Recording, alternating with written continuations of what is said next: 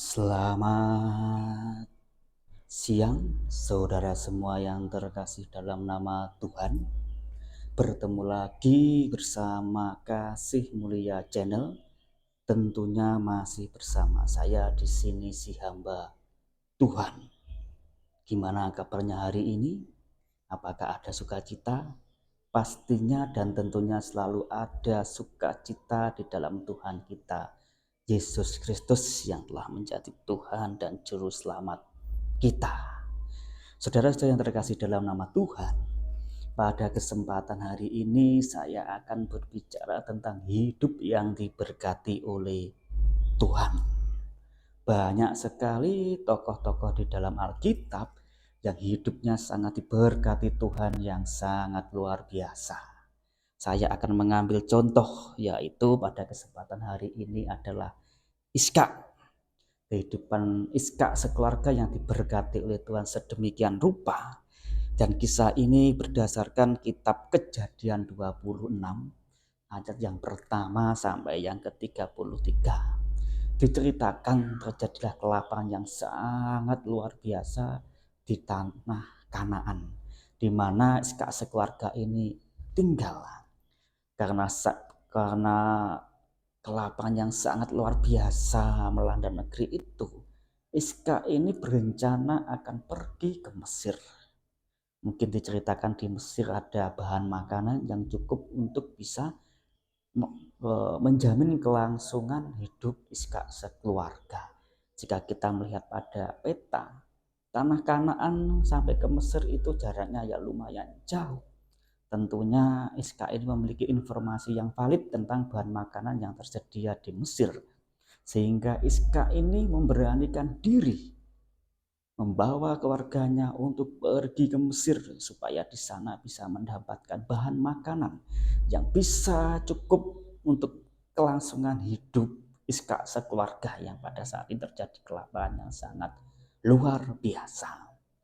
Sebelum Iskak ini pergi ke Mesir, Iskak ini singgah dulu di tanah orang Filistin, di negeri orang Filistin, yang pada saat itu yang menjadi raja adalah Abimelek. Abimelek yang menjadi raja tanah orang Filistin. Ishak pergi ke Filistin dulu sebelum pergi ke Mesir dan tinggal di Gerar.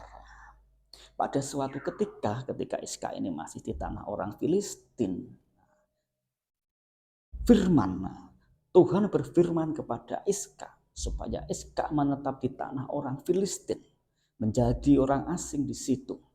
Tuhan berjanji kepada Ishak, Tuhan akan memberkati Ishak, akan melindungi Ishak, dan menyerahkan negeri ini kepada tangan Ishak. Dan melalui Ishak inilah semua bangsa di bumi akan diberkati, seperti halnya apa yang telah difirmankan Tuhan kepada bapa leluhurnya, yaitu Bapak Abraham. Bapak Abraham menjadi Bapak Ishak, karena Tuhan telah membuat perjanjian dengan Abraham, ayah Ishak. Nah, dari pihak Ishak pun memandang baik itu. Ishak mengimani apa yang menjadi firman Tuhan, dan Ishak melakukan apa yang menjadi kehendak Tuhan, yaitu dengan Ishak tinggal di Gerar. Dan Ishak di situ menuruti semua ketetapan dan hukum-hukum Tuhan. Saudara yang terkasih dalam nama Tuhan, ketika sampai di tanah orang Filistin itu, Ishak menceritakan kepada orang-orang Filistin jika Ribka ini adalah saudaranya. Sebab Ishak berpikir dalam hatinya, Ribka ini orangnya sangat cantik, sangat elok. Tentunya setiap orang yang memandang Ribka pasti akan menyukainya dan menginginkannya sebagai istrinya. Mungkin Ishak ini berpikir dalam hati, jika di negeri orang Filistin tidak ada takut akan Tuhan, makanya Ishak ini menceritakan jika Ribka ini istrinya, supaya Ishak tidak dibunuh oleh orang-orang Filistin yang dengan cara demikian, dengan cara membunuh Ishak, bisa memiliki Ribka sebagai istrinya. Diceritakan suatu ketika Ishak sedang bermesraan, sedang berjumpa dengan Ribka istrinya, dilihatlah oleh Abimelek dari jendela. Maka setelah itu Abimelek menghampiri Iska, mengatakan, "Mengapa kamu berlaku demikian?" Mengatakan Ribka ini sebagai saudaramu, sedangkan dia adalah istrimu. Dan jawabnya Iska kepada Abimelek, "Ya, memang dia saudaraku, sebab dia aku ambil menjadi istri dari saudara ibuku, saudara ayahku, saudara ibunya Iska ini." Dan setelah itu Raja Abimelek berkata kepada Iska, "Tentunya jika salah satu seorang dari negeri ini mengambil Ribka sebagai istrinya, maka akan mendatangkan suatu kecelakaan bagi negeri orang Filistin." Seperti itu. Maka Abimelek memberitahukan kepada semua orang Filistin, siapa saja yang mengganggu Ribka pastilah akan dihukum mati. Seperti itu. Saudara yang terkasih dalam nama Tuhan, seringkali cerita, di situ Iska menabur di tanah orang Filistin sebagai orang asing. Nah, setelah melakukan proses panjang, diceritakan singkat cerita Iska itu menuai 100 kali lipat daripada tuaian umumnya. Kalau biasanya orang menabur, sebagai contoh yang memudahkan kita untuk memahami tentang ini, seseorang menabur benih 1 kilo pada lahan sekian luasnya, biasanya akan menuai 1 kuintal. Tetapi pada ini Tuhan memberkati Iska sehingga Iska menuai 100 kali lipat. Mungkin kita bisa membayangkan jika seseorang itu menabur benih 1 kilo menghasilkan 1 kuintal, dikali 100 tentunya benih itu akan menghasilkan tuaian yang sangat luar biasa, yaitu 10 ton. Karena dikalikan 100, biasanya seseorang menabur benih 1 kilo menuai 1 kuintal tuaian, tetapi Iska ini menuai 10 ton tuaian karena Tuhan memberkati Iska sangat luar biasa. Itu berkata yang diceritakan Tuhan pada ini bukan suatu hitung-hitungan, suatu hitung-hitungan yang terperinci, tetapi lebih kepada karya Tuhan dan mujizat Tuhan. Jika Tuhan sudah memberkati seseorang, pasti Tuhan akan berkarya kepada orang di situ, sehingga mujizat-mujizat akan terjadi. Nah, saudara-saudara yang terkasih dalam nama Tuhan, di situ diceritakan terjadi kelaparan yang sangat luar biasa. Tentunya untuk menanam bahan makanan itu sangat sulit. Nah, menanam benih 1 kilo bisa menghasilkan tuaian 1 kuintal itu sulit. Tetapi berbeda dengan Iska ini, karena diberkati Tuhan di tengah-tengah kelaparan, di tengah-tengah sulitnya menanam bahan makanan, malah si Iska ini bisa menuai 100 kali lipat. Itulah mujizat Tuhan yang terjadi kepada orang yang diberkati oleh Tuhan. Bukan hanya itu saja, ketika berkat Tuhan itu ada pada seseorang, bukan hanya pekerjaannya saja yang diberkati, tetapi di situ orang itu akan disegani oleh banyak orang. Diceritakan di situ Iska disegani oleh banyak orang dan dihormati oleh orang-orang di tanah Filistin. Karena apa? Karena begitu berkat yang sangat luar biasa. Segala yang dikerjakan Iska ini berhasil, sehingga Iska menjadi orang yang kaya, bahkan sangat kaya. Dan timbullah kecemburuan di tanah orang Filistin. Orang-orang itu cemburu, orang-orang takut, orang-orang segan kepada Iska jika suatu saat negeri ini akan diambil alih oleh Iska. Nah, makanya Iska itu diusir dari tanah orang Filistin ke suatu lembah. Makanya Iska pergilah mengungsi dari tempat menanam, tempat menabur yang semula, pergi ke suatu lembah. Di situ Iska bersama dengan orang-orangnya, bersama dengan keluarganya. Iska di situ menetap di situ dan mengusahakan tanah di situ. Tentunya untuk bisa mencukupi kelangsungan hidup, mengusahakan tanah, tempat itu harus ada mata air yang menjadi sumber kehidupan. Makanya di situ Iska menggali sumur bersama dengan orang-orangnya. Mungkin kita bisa membayangkan ya, di suatu padang, suatu lembah, tentunya untuk mendapatkan mata air itu sangat sulit. Tetapi berkat kemurahan Tuhan, berkat kuasa Tuhan yang berkati orang yang sedemikian rupa kepada orang yang percaya kepada firman Tuhan, yang selalu memegang dan memelihara hukum-hukum Tuhan, berkat Tuhan akan selalu tersedia. Singkat cerita, di situ Iska berhasil membuat sumur, menemukan mata air yang sangat luar biasa, sehingga bisa mencukupi untuk kebutuhannya sehari-hari, baik orang-orangnya, baik ternaknya, baik untuk mengusahakan untuk menanam. Tetapi penduduk asli situ merebut, karena itu dianggap sebagai milik kepunyaannya. Makanya Iska bersama orangnya pergi ke suatu tempat untuk menggali sumur lagi. Dan di situ terjadilah sumber mata air yang sangat luar biasa. Tetapi orang-orang yang di situ mengambilnya lagi. Iska pun mengalah. Iska ini tidak mau ribut dengan orang-orang di sekitar situ.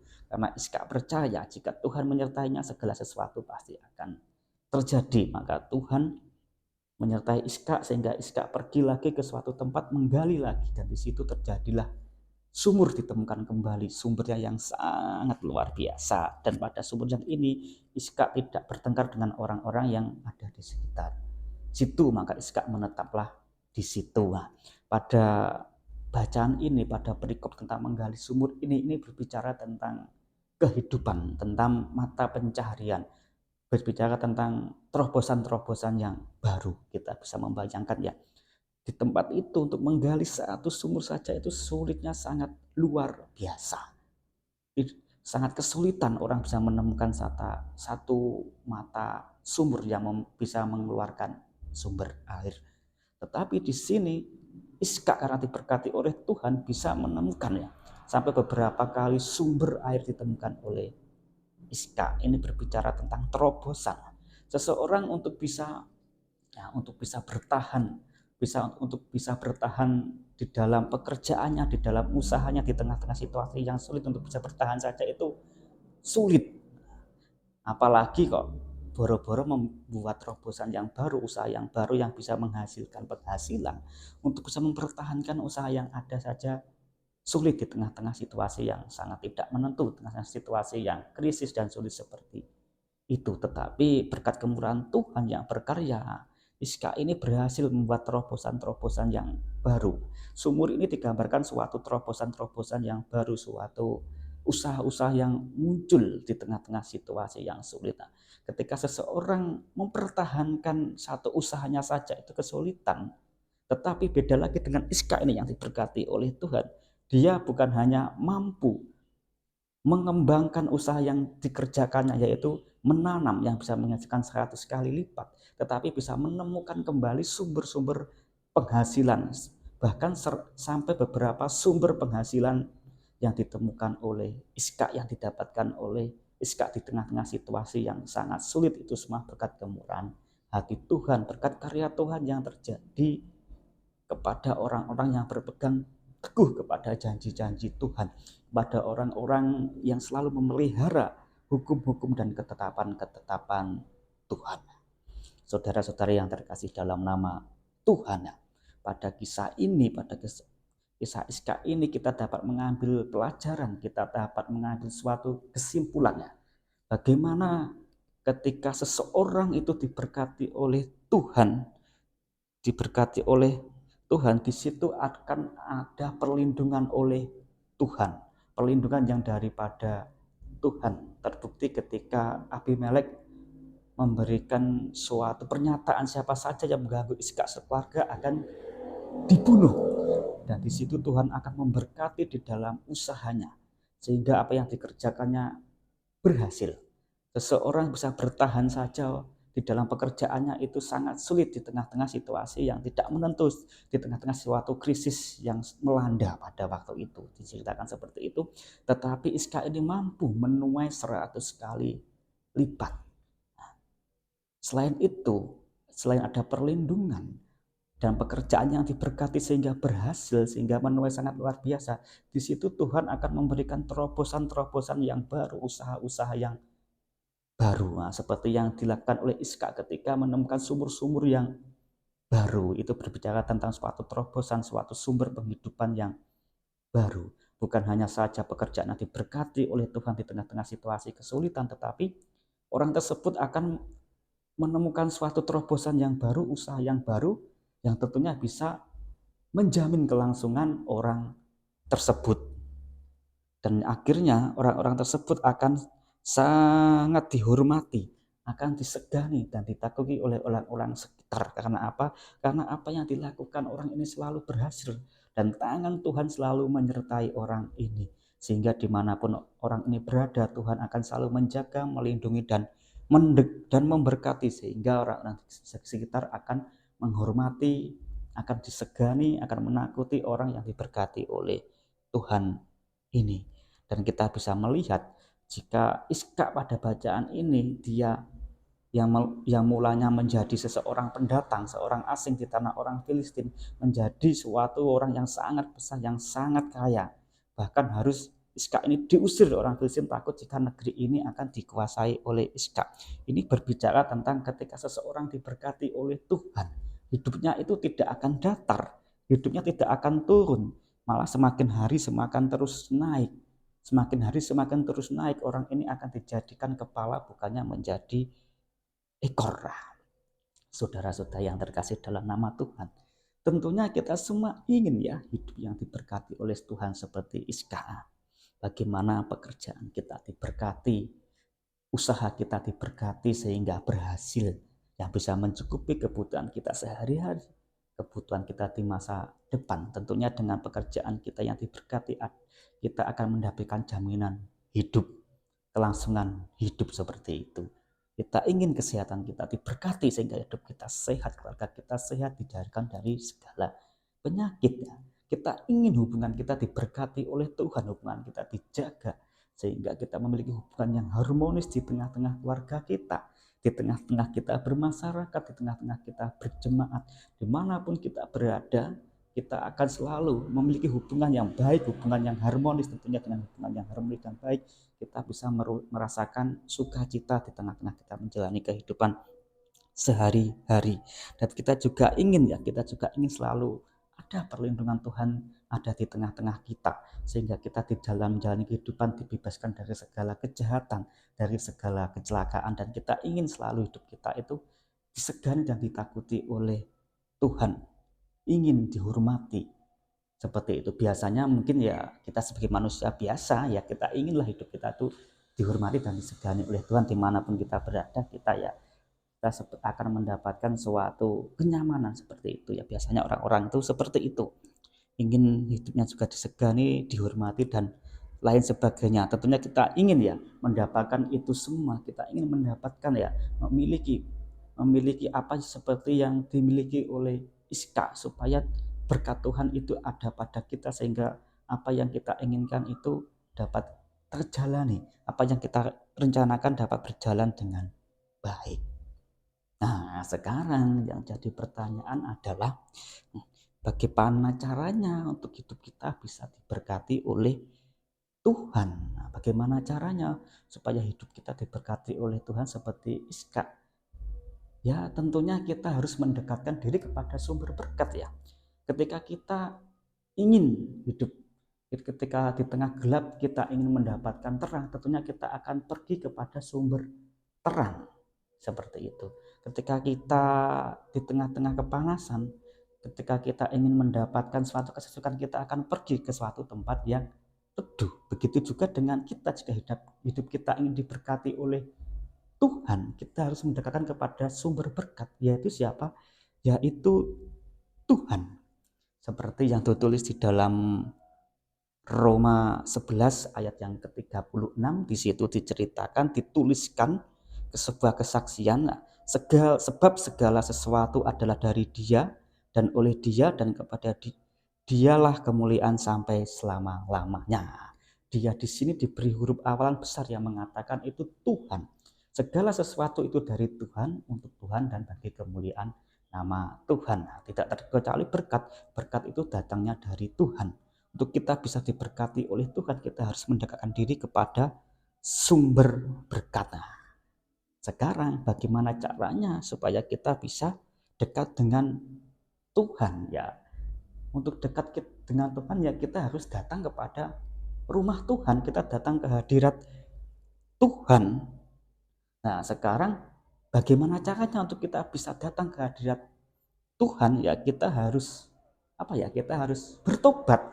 Kita harus menyucikan diri kita dari segala kenajisan yang ada. Kita harus membersihkan diri kita. Jika pakaian kita kotor, ya kita harus membersihkannya. Mungkin sebagai contoh, ketika seseorang pergi kepada seorang pemimpin, tentunya orang itu memakai pakaian yang layak supaya bisa masuk ke tempat pemimpin tersebut atau ke tempat seseorang tersebut. Jika kita berpakaian tidak layak, tentunya ketika kita masih sampai di pintu gerbang, kita akan diusir oleh penjaga-penjaganya. Tetapi jika kita memakai pakaian yang layak, pakaian yang sopan, yang memungkinkan kita masuk ke tempat orang penting tersebut, tentunya penjaga akan membukakan pintu dan kita boleh masuk ke dalam tempat orang tersebut. Begitu pula ketika kita akan datang ke hadirat Tuhan, kita harus memakai pakaian yang layak supaya kita bisa masuk ke dalam hadirat Tuhan. Pakaian yang layak dalam arti ini adalah kita menyucikan diri kita dari segala dosa-dosa kita, dari kenajisan-kenajisan kita yang telah kita lakukan di dalam kehidupan sehari-hari, seperti itu, supaya kita bisa datang kepada hadirat Tuhan seperti yang tertulis di dalam Mazmur 26 ayat yang ke-6. Di situ dikatakan, aku membasuh tanganku tanda tak bersalah, lalu aku berjalan mengelilingi mezbahmu ya Tuhan. Nah, di sini ada kata membasuh tangan tanda tak bersalah. Membasuh tangan itu menyucikannya dari segala kekotoran. Ini berbicara menyucikan tubuh kita, diri kita dari segala kenajisan. Kenajisan melalui tindakan kita yang kita lakukan sehari-hari yang tidak sesuai dengan ketetapan Tuhan. Kenajisan yang ada dalam hati kita, mungkin hati kita dipenuhi dengan iri, benci, nafsu-nafsu dunia yang lain sebagainya, maka kita harus menyucikannya supaya kita layak menghadap kepada Tuhan.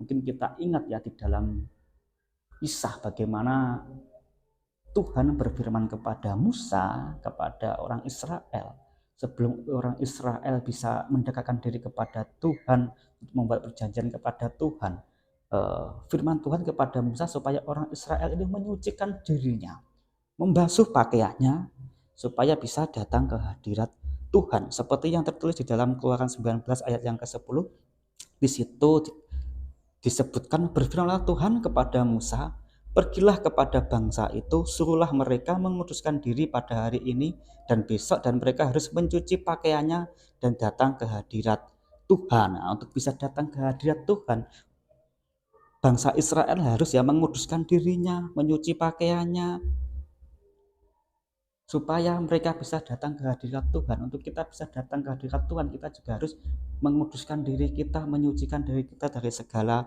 kenajisan, dari segala dosa-dosa kita yang kita lakukan dalam kehidupan sehari-hari. Mungkin yang saat ini hidup kita masih jatuh dalam dosa, kita harus sebisa mungkin kita harus melawan, sebisa mungkin kita harus menjauhkan dosa-dosa itu dari kehidupan kita. Mungkin yang saat ini kita masih terjerat dalam dosa yang sama, dosa yang terulang-ulang, marilah kita buat komitmen, kita harus melepaskan diri dari dosa tersebut. Dosa yang terulang-ulang itu maksudnya seperti ini, ketika seseorang itu hobinya minum alkohol atau narkoba, dan orang itu membuat komitmen untuk tidak melakukannya hal lagi, maka orang itu berhenti dari kebiasaan buruknya, tidak mengonsumsi narkoba, tidak mengonsumsi minuman keras. Tetapi ketika ada suatu masalah datang dan orang itu merasa bingung, khawatir, cemas karena akan masalah itu, makanya orang ini larinya bukan kepada Tuhan tetapi kepada hal-hal buruk yang sebelumnya, yaitu kepada minuman keras, kepada narkoba, supaya orang ini bisa mendapatkan kelegaan. Tetapi ini yang ada bukan kelegaan, tapi menunda permasalahan. Bukan hanya menunda, tapi akan mendatangkan masalah-masalah yang baru. Ini yang dimaksudkan kita jatuh dalam dosa yang sama. Mungkin secara tidak sadar, selain kita jatuh dalam dosa yang sama, kita tidak sadar jika hidup kita jatuh dalam dosa. Ini yang berkaitan dengan kesombongan, dengan tinggi hati ya. Mungkin orang ini tidak merasa jika hidupnya itu jatuh dalam dosa karena tidak menyadari. Karena orang ini memiliki anggapan jika segala yang dilakukannya itu benar.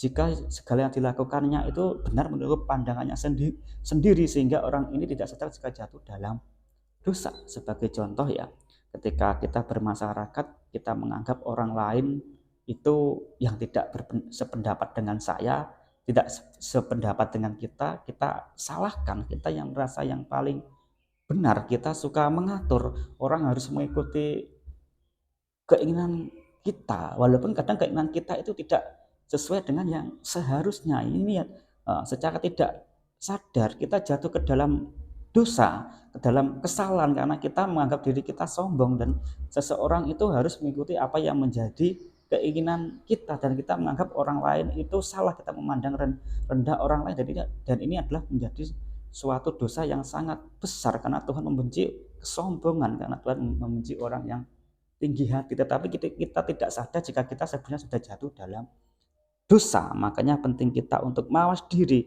mengoreksi diri apakah hidup kita sudah sesuai dengan kehendak Tuhan atau belum, ataukah hidup kita terjatuh dalam dosa atau tidak, ataukah kita terjatuh dalam dosa yang tidak kita sadari. Pentingnya untuk kita introspeksi diri, menjelaskan hidup kita sesuai dengan ketetapan Tuhan, sesuai dengan firman Tuhan, apakah yang kita jalani sudah sesuai dengan kehendak Tuhan atau belum. Saudara yang terkasih, dan selanjutnya kita harus menjauhkan diri dari segala berhala yang ada di dalam hidup kita. Mungkin pada zaman dahulu berhala itu bisa digambarkan sebagai seorang dewa-dewa yang disembah, yang wujudnya patung dan lain sebagainya. Tapi berhala pada era modern ini adalah sesuatu yang menjauhkan fokus kita daripada Tuhan, yang mengutamakan kepentingan itu melebihi dari fokus kita kepada Tuhan. Sebagai contoh ya, kita terlalu fokus kepada karir kita, kepada pekerjaan kita, kepada usaha kita, sehingga kita melupakan atau mengurangkan fokus kita kepada Tuhan. Kita datang kepada Tuhan jika kita ada waktu, kita akan berdoa dan mendengar firman Tuhan jika ada waktu. Kita akan beribadah di tempat peribadatan atau melayani Tuhan jika kita ada waktu. Nah, fokus kita hanya kepada pekerjaan kita, usaha kita, diri kita. Nah, itu adalah suatu berhala. Secara tidak langsung kita telah menjadi penyembah berhala, bukan menyembah kepada Tuhan. Ya, saudara saya yang terkasih dalam nama Tuhan, penting sekali kita akan bisa memahami berhala-berhala di era modern saat ini. Ya, saudara yang terkasih dalam nama Tuhan, kembali ke perikop awal ya. Untuk hidup kita diberkati oleh Tuhan, kita harus mendekatkan diri kepada Tuhan. Kita datang ke hadirat Tuhan. Bagaimana caranya untuk kita bisa datang ke hadirat Tuhan? Ya dengan kita bertobat, supaya kita dilayakkan untuk kita datang ke hadirat Tuhan. Kita menyucikan diri kita dari tingkah laku kita yang tidak sesuai dengan kehendak Tuhan. Kita menyucikan hati kita dari segala kecemaran, dari amarah, dengki, iri hati, ingin dipuji dan lain sebagainya, dari hawa-hawa nafsu kedagingan. Kita singkirkan itu semua, kita menyucikan diri kita supaya kita layak datang di hadirat Tuhan. Seperti halnya ketika kita mau pergi ke tempat pesta, kita pun harus memakai pakaian pesta supaya kita boleh masuk ke tempat pesta tersebut. Bagaimana bisa kita akan mengikuti pesta tetapi pakaian kita tidak layak? Tentunya orang-orang atau penjaga tempat pesta itu akan mengusir kita karena kita tidak layak datang kepada pesta. Untuk menghadiri ke tempat pesta, kita pun harus mengenakan pakaian pesta. Untuk bisa datang ke hadirat Tuhan, kita harus menyelaraskan hidup kita seturut dengan kehendak Tuhan. Hidup kita layak untuk kita datang ke hadirat Tuhan ya. Saudara yang terkasih dalam nama Tuhan, nah, setelah kita masuk ke hadirat Tuhan, setelah kita layak untuk masuk ke hadirat Tuhan, yang kedua kita harus membangun keintiman dengan Tuhan. Kita harus membangun hubungan yang baik kepada Tuhan ya. Setelah kita sampai ke tempat tujuan kita, kepada seorang penguasa, setelah kita dianggap layak ke tempat orang penguasa tersebut, kita mengutarakan apa yang menjadi keinginan kita. Kita utarakan apa yang menjadi keinginan kita. Jika kita ingin mengikuti seorang penguasa tersebut, ya tentunya kita harus mengikuti apa yang menjadi ketetapan-ketetapan si penguasa tersebut. Nah, seperti itu kita mengutarakan, kita berbicara, kita bergaul intim dengan orang tersebut. Nah, yang jadi masalah di sini adalah kita tahu Tuhan itu adalah roh. Siapa ingin mendekatkan diri kepada Tuhan, ya harus mendekatkan diri secara roh. Roh kita harus diperkuat seperti itu. Sebab ada tertulis di dalam Yohanes 4 ayat yang ke-24. Di situ dikatakan, sebab firman itu adalah roh Kita harus menyembah di dalam Tuhan itu di dalam roh dan kebenaran. Untuk bisa menyembah Tuhan di dalam roh ya, roh kita harus diperkuat.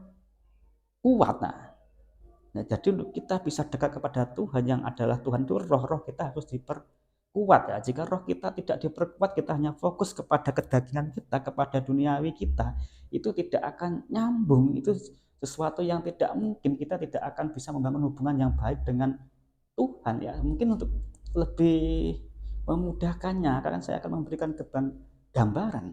Ketika seseorang itu mau lomba matematika, tentunya yang dipelajari itu pelajaran matematika, bukan pelajaran olahraga, bagaimana teknik berlari ya. Tentunya ini tidak akan nyambung dan ini tidak akan berhasil. Seperti halnya kita, jika kita ingin mendekatkan diri kepada Tuhan, ketika kita ingin membangun hubungan dengan Tuhan yang erat ya, roh kita yang diperkuat, bukan kedagingan kita. Fokus kita lebih kepada perkara-perkara roh, supaya kita memiliki akses, memiliki hubungan yang kuat dengan Tuhan. Roh itu seperti penghubung kita dengan Tuhan, sebab Tuhan itu adalah roh dan roh kita adalah sinyal yang memampukan kita untuk bisa terhubung dengan Tuhan, yang memampukan kita memiliki hubungan yang baik dengan Tuhan. Nah, supaya kita memiliki hubungan yang baik dengan Tuhan, hubungan yang kuat dengan Tuhan, karena Tuhan itu adalah roh. Roh kita ya harus diperkuat seperti itu ya.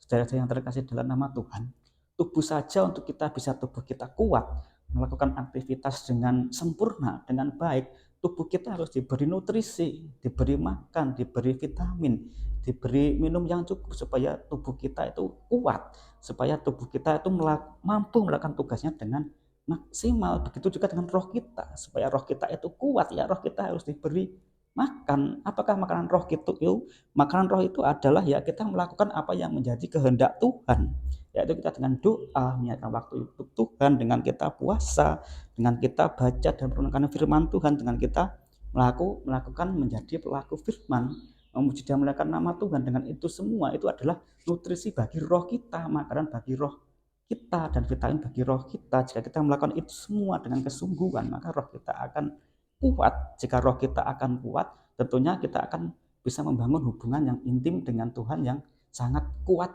juga ya. Saudara saya yang terkasih dalam nama Tuhan, setelah terbangun hubungan yang intim dengan Tuhan yang begitu kuat ya, hubungan kita dengan Tuhan sangat kuat, kita bergaul akrab dengan Tuhan, di situ kita akan mendapatkan hikmat yang daripada Tuhan. Kita akan mendapatkan pengetahuan akan kebenaran, sehingga kita akan lahir baru seperti itu ya. Mungkin sebagai contoh menerangkan yang di awal ya, ketika orang itu ingin menemui seseorang yang sangat penting, orang itu harus mempersiapkan pakaiannya supaya bisa masuk. Setelah masuk, orang itu harus berbicara kepada orang tersebut, membangun hubungan yang baik ya. Karena supaya terjalin suatu hubungan yang baik, komunikasi yang baik, sehingga orang itu bisa memiliki keintiman. Setelah memiliki keintiman, tentunya orang ini akan mengetahui apa yang menjadi tuntutan-tuntutan sang penguasa tersebut, apa yang menjadi ketentuan-ketentuan sang penguasa tersebut, dan orang ini akan mengetahui kebenaran-kebenaran tentang segala sesuatu yang tentang penguasa tersebut ya. Saudara yang terkasih dalam nama Tuhan, jika pada saat ini kita akan memiliki hikmat yang daripada Tuhan, kita akan mendapatkan hikmat yang daripada Tuhan, sehingga kita mengetahui kebenaran-kebenaran yang ada di dalam sisi Tuhan. Kita akan mengetahui apa yang seharusnya kita lakukan sebagai orang kepunyaan Tuhan, supaya hadirat Tuhan itu bisa ada kepada kita, supaya berkat Tuhan itu bisa ada kepada kita. Dan pada titik ini kita akan lahir baru. Lahir baru itu bukan ya ketika kita dewasa kita akan lahir lagi seperti anak kecil, tidak, tetapi kita akan lahir baru, kita akan diperbarui akal dan budi kita.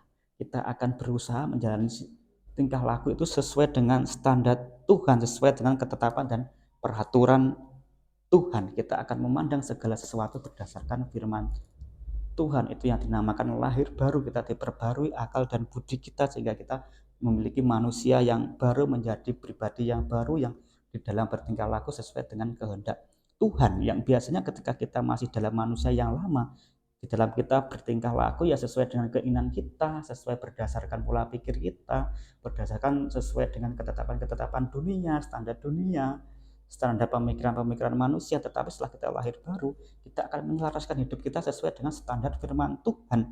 Kita akan menjalani sesuatu berdasarkan firman Tuhan, berdasarkan sesuai yang Tuhan tetapkan, seperti itu. Itu yang dinamakan lahir baru. Lahir baru yang diperoleh ketika seseorang itu memiliki hubungan yang baik dengan Tuhan, memiliki hubungan yang intim dengan Tuhan.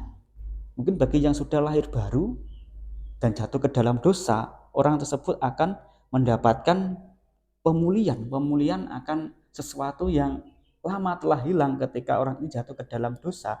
Ketika seseorang jatuh ke dalam dosa, tentunya orang ini akan kehilangan hikmat yang mula-mula, kehilangan kasih yang mula yang ketika lahir baru mengerti segala sesuatu berdasarkan hikmat yang daripada Tuhan, menjalani sesuatu dengan kehendak Tuhan. Tetapi karena kejatuhan dalam dosa, ya ini akan kembali kepada kenajisan. Tetapi ketika saat orang ini membangun hubungan yang baik dengan Tuhan, bertobat, mengakui kesalahan dan dosanya, dan membangun hubungan intim yang baik lagi dengan Tuhan, tentunya orang ini akan diperbarui akal budinya. Orang ini akan merasakan kasih yang mula-mula yang seperti tidak dirasakan ketika orang ini pertama kali lahir baru. Bukan saja kita akan mendapatkan pemulihan, jika kita terus berhubungan baik dengan Tuhan, berkarya dengan Tuhan, kita akan mendapatkan hikmat-hikmat yang baru. Hikmat-hikmat yang lama kita dipulihkan, kita akan mendapatkan hikmat-hikmat yang baru, ya.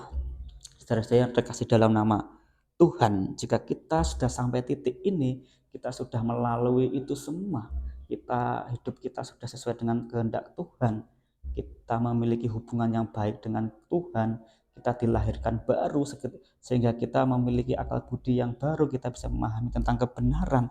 Dari sini kita akan mendapatkan rema Tuhan, kita akan memahami karya Tuhan kepada orang-orang yang diurapinya, bagaimana cara kerja Tuhan kepada orang-orang yang percaya kepadanya, bagaimana cara kerja Tuhan kepada orang-orang yang bergantung kepadanya, sehingga kita akan memahami persekutuan kita dengan Tuhan, kita akan memahami apa yang menjadi kehendak Tuhan kepada kita, kita akan memahami apa yang Tuhan inginkan dari diri kita, dan kita akan memahami cara kerja Tuhan di tengah-tengah orang percaya. Setelah kita sampai pada tahap ini, mari kita buat perjanjian dengan Tuhan, kita masuk ke dalam perjanjian dengan Tuhan. Nah, seperti apa yang dilakukan Iska sebelum mengalami mujizat yang daripada Tuhan sangat luar biasa. Di awal diceritakan jika ada perjanjian Tuhan dengan Iska.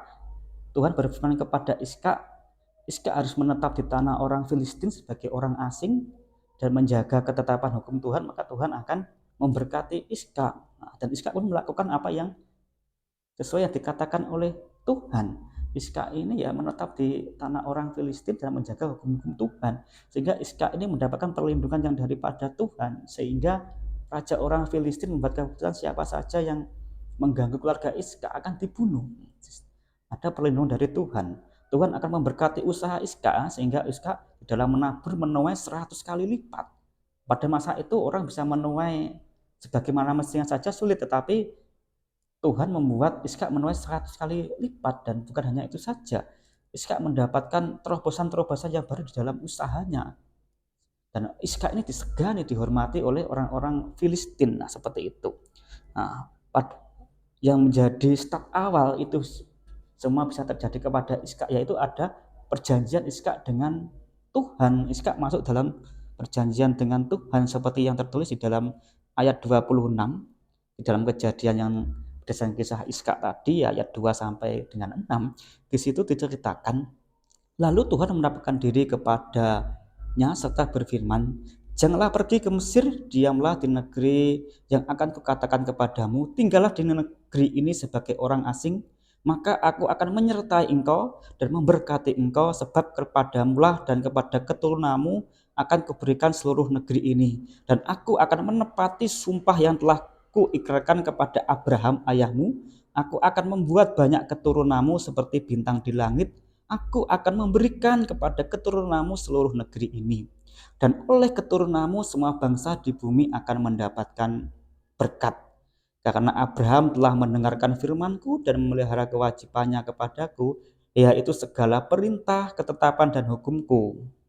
Jadi tinggallah Iskak di Gerara. Ini Iskak melakukan apa yang difirmankan Tuhan, dan Iskak tinggal di tanah orang Filistin sebagai orang asing dan menjaga ketetapan dan hukum-hukum Tuhan. Di sini kita bisa melihat di sini ada perjanjian Allah dengan Tuhan. Perjanjian Iskak dengan Tuhan. Maka dari itu, setelah kita sampai titik di mana kita memahami tentang kebenaran, kita memiliki hubungan yang baik dengan Tuhan, mari kita masuk ke dalam perjanjian dengan Tuhan.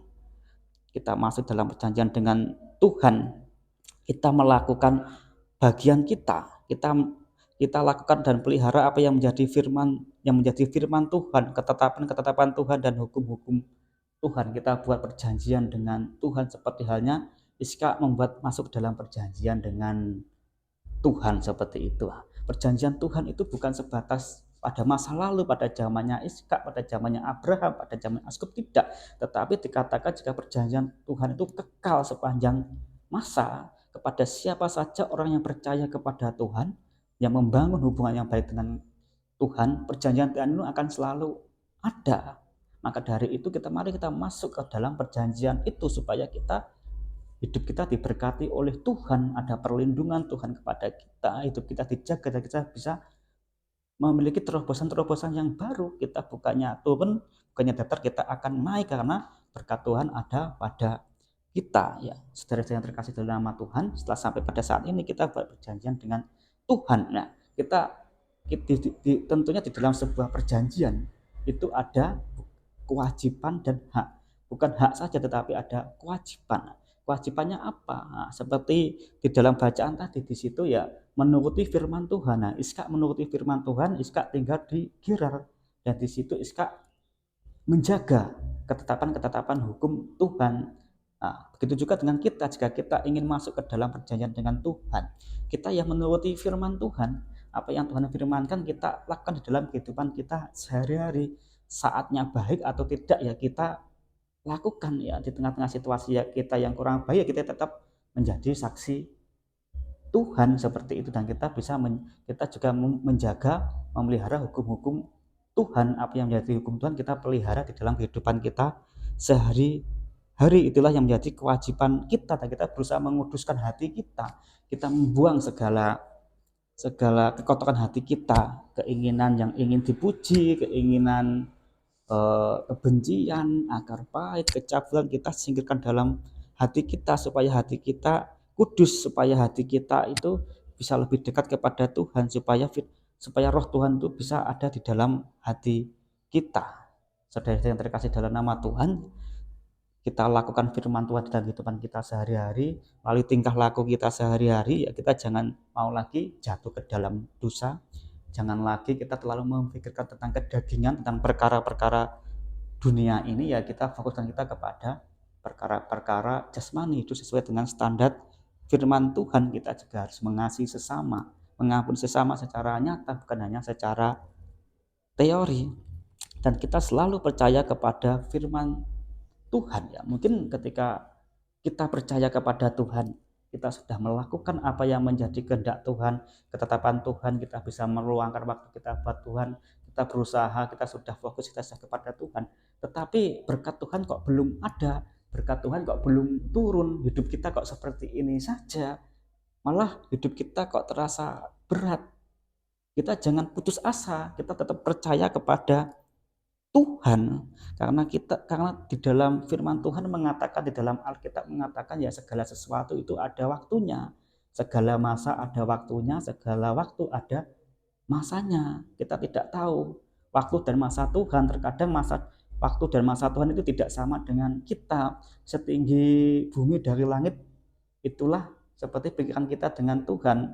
Kita menganggap jika seperti ini baik, tetapi Tuhan punya pemikiran yang berbeda, dan tentunya segala yang dirancangkan Tuhan buat kita adalah rancangan kebaikan, sebab ada tertulis rancangan Tuhan itu rancangan kebaikan, bukan rancangan kecelakaan, dan segala sesuatu itu indah pada waktunya.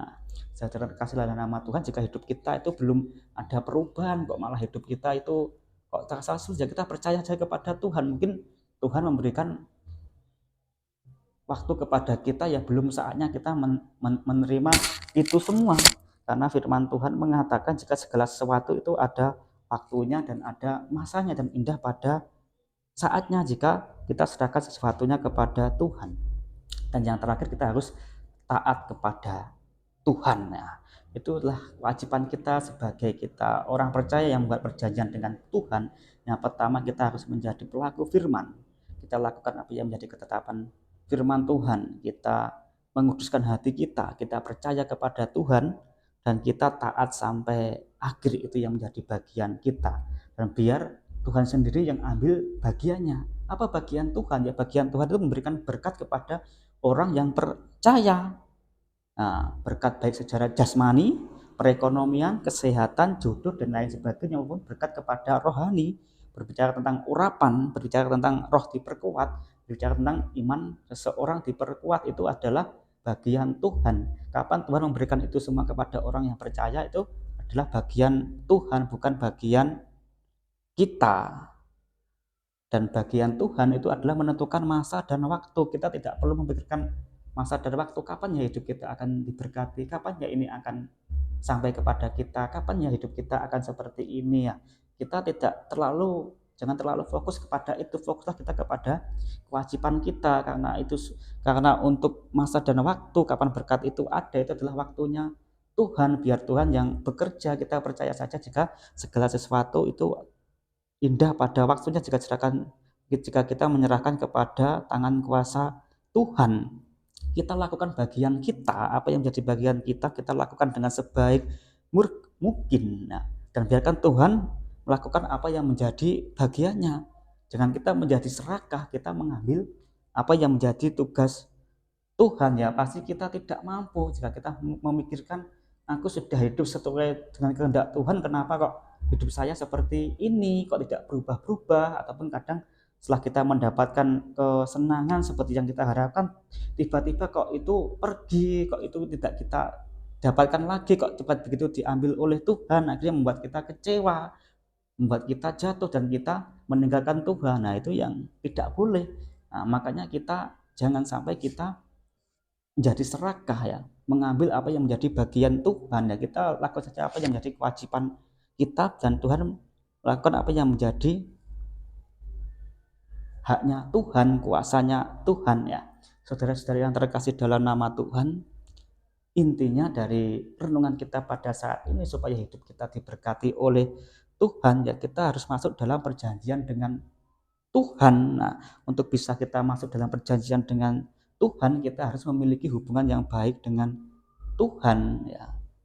Kita harus menyucikan diri kita supaya kita bisa datang ke hadirat Tuhan melalui pertobatan. Setelah kita bertobat, kita membangun hubungan yang baik kepada Tuhan dengan memperkuat roh kita, karena Tuhan itu adalah roh. Kita harus menyembah Tuhan dalam roh dan kebenaran, karena roh itu adalah akses untuk kita bisa terhubung dengan Tuhan. Jika roh kita kuat, hubungan kita dengan Tuhan pun juga kuat. Nah, kita harus memperkuat roh kita. Bagaimana supaya roh kita kuat? Ya, roh kita harus diberi makan, yaitu dengan kita melakukan firman Tuhan. Kita menggantungkan hidup kita kepada Tuhan, kita doa, kita puasa supaya roh kita diperkuat, sehingga kita memiliki hubungan yang baik dengan Tuhan. Saudara yang terkasih dalam nama Tuhan, itu adalah beberapa langkah yang harus kita lakukan untuk hidup kita diberkati oleh Tuhan ya. Kita bertobat, kita membangun hubungan yang baik dengan Tuhan. Kita pasti setelah itu kita akan mendapatkan rema, kita mengerjakan kerja Tuhan, kita buat perjanjian dengan Tuhan, kita lakukan apa yang menjadi kewajiban kita, biar Tuhan melakukan apa yang menjadi kuasa Tuhan, bagiannya Tuhan, dan kita taat sampai akhir. Pasti kita akan mendapatkan sesuatu sangat luar biasa daripada Tuhan. Seperti halnya Tuhan memberkati Iskak, Tuhan pun akan memberkati kita semua demikian rupa, sehingga kita memperoleh perlindungan, jaminan hidup, pekerjaan kita, terobosan baru, kita akan dibuat naik, bukannya turun.